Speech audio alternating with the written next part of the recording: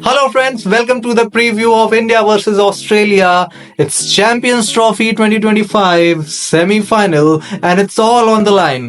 इस वीडियो में हम बात करने वाले हैं कि क्या होने जा रही है इंडिया की प्लेइंग 11।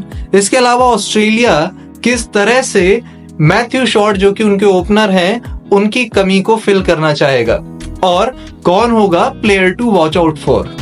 तो सबसे पहले हम बात करते हैं कि दुबई की जो पिच होगी वो किस तरह की होगी। लास्ट मैच जो दुबई में खेला गया उसमें जो पिच थी वो काफी स्लोअर साइड पे थी, उसमें बॉल ग्रिप हो रहा था, स्पिनर्स को टर्न मिल रहा था। जो एक बहुत बड़ा फैक्टर मिसिंग है दुबई में वो है ड्यू का। ड्यू अभी तक नहीं आया है और ड्यू अगर नहीं आया है तो इसका फायदा जो डायरेक्टली मिलने वाला है वो मिलने वाला है उस टीम को जिसके पास में अच्छे स्पिनर्स होने वाले हैं दुबई की विकेट को देखते हुए। अब दुबई की विकेट को देखते हुए अच्छे स्पिनर्स हम सबको पता है कि इंडियन टीम के पास में है। पिछले मैच में इंडियन टीम 4 स्पिनर्स के साथ गई थी। देखना ये होगा कि आज के इस नॉकआउट गेम में क्या हम फिर से 4 स्पिनर्स के साथ जाते हैं या हर्षित राणा की वापसी होती है। अगर मुझसे पूछा जाए तो आई थिंक इट्स बेस्ट कि हम 4 स्पिनर्स के साथ जाएं, क्योंकि ऑस्ट्रेलियन टीम जो अभी चैंपियंस ट्रॉफी के पहले श्रीलंका में वनडे सीरीज खेल के आई है वहां पे स्पिनर्स ने बैम्बूजल करके रखा था ऑस्ट्रेलियन बैटर्स को। So it's an ideal condition कि हम 4 स्पिनर उतारें ऑस्ट्रेलिया के अगेंस्ट में। अभी एक चीज जो जिसके ऊपर किसी का ध्यान नहीं जा रहा है अगर हम ऑस्ट्रेलिया की बात करें तो वो है मैथ्यू शॉर्ट का ना होना टीम में।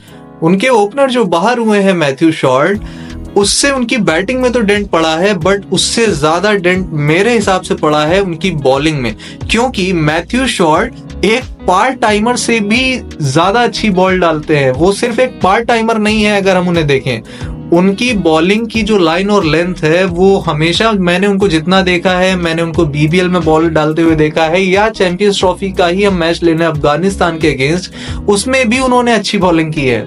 तो उनके जो ओवर्स है ना इस दुबई की पिच पे वो बहुत ज्यादा मैटर करने वाले हैं या मैटर करने वाले थे, अब तो ऑफ कोर्स नहीं होंगे टीम में।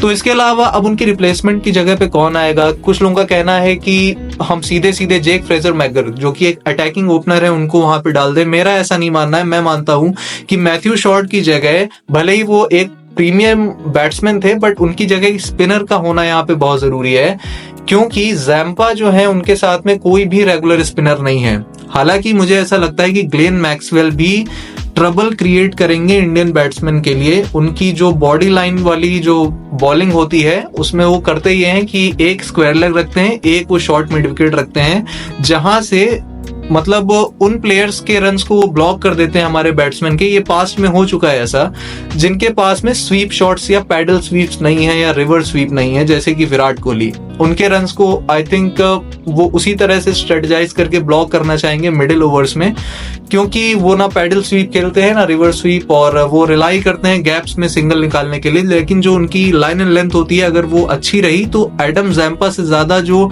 ट्रबल क्रिएट कर सकते हैं, बांध सकता है जो स्पिनर मिडिल ओवर्स में इंडियन बैटिंग को, वो ग्लेन मैक्सवेल होने वाले हैं। Zampa is a rest spinner, तो अगर तो उनकी लाइन और लेंथ अच्छी हुई तो बहुत ज्यादा मुश्किल तो होगी, लेकिन अगर कहीं से भी उनका जरा सा भी ऑफ डे हुआ तो ऑस्ट्रेलिया के लिए बहुत ज्यादा मुश्किल होने वाली है।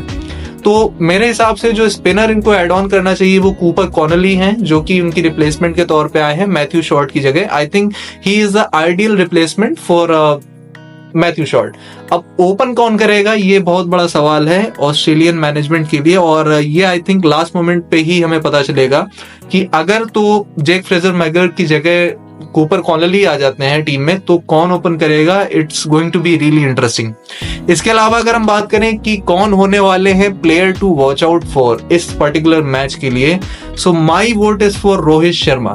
रोहित शर्मा को मैं बोल रहा हूं कि इस मैच में अगर वो 10 ओवर खेल गए और अगर वो उसी तरह से सेंसिबल खेले उसके बाद जिस तरह से उन्होंने इंग्लैंड के अगेंस्ट कटक में बैटिंग की थी, तो he is going to be really dangerous और ये जो सेमीफाइनल है वो एक तरफा वो बना देंगे। ट्रेविस हेड का बहुत ज्यादा हुआ चल रहा है, लेकिन ये दुबई की पिच है, यहाँ पे चीजें इतनी आसान नहीं होने वाली हैं।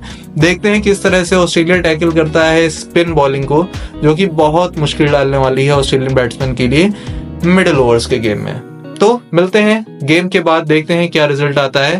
And all the best for the Indian team. मेरी जो मतलब अगर मैं क्रिकेटिंग सेंस से देखूं तो इस मैच के लिए मेरी जो विनिंग टीम है वो इंडियन टीम है, मेजरली सिर्फ उनकी बॉलिंग की वजह से। और ऑस्ट्रेलिया का फास्ट बॉलिंग अटैक भी नहीं है, प्रीमियम उनके फास्ट बॉलर भी नहीं है, स्पिनर्स भी उस तरह के नहीं है जैसे इंडियन टीम के पास है। इस वजह से जो क्रिकेटिंग सेंस में बनाता है टीम का जीतना, वो इंडियन टीम ही है। इंडियन टीम का ही जीतना बनता है इस पर्टिकुलर सेमीफाइनल को, और जीतना चाहिए।